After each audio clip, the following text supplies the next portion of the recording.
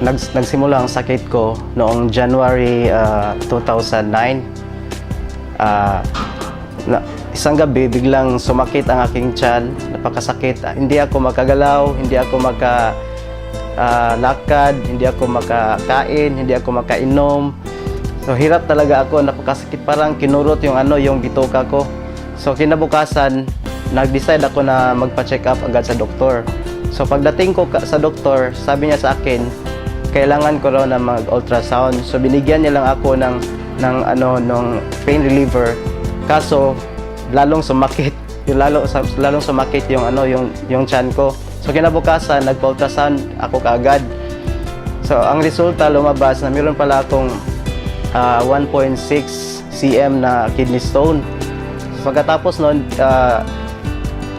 binigay ko ang resulta sa doktor. Binalik ko ang resulta. So, sabi ng doktor, kailangan ko daw na magpa-opera.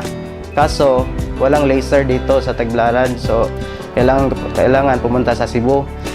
Wala ko sa kondisyon, so napakahirap, napakasakit talaga. So naalala ko yung kapatid ko na meron siyang ini-endorse na produkto. So tinawagan ko siya. Pagkatapos noon, dumating siya, nagkita kami. So binigay niya sa akin yung C24/7. So sabi niya sa akin, subukan mo lang yan. Dahil makakatulong yan sa'yo. So sabi niya sa akin, inumin ko raw 6 capsules per day. Ininom ko lang yun. Kinabukasan, naramdaman ko na medyo guminhawa yung pakiramdam ko. So makakain ako, makagalaw na ako. So pinagpatuloy ko lang yung pag-inom.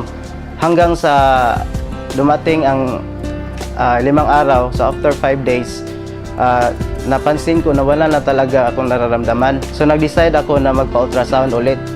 So pagkalabas ng resulta, nagulat na ako, na-shock na ako na nawala na pala yung kidney stone. So sabi sa akin ng doktor, anong ginawa mo? Sinabi ko sa kanya na no, C24/7 lang to.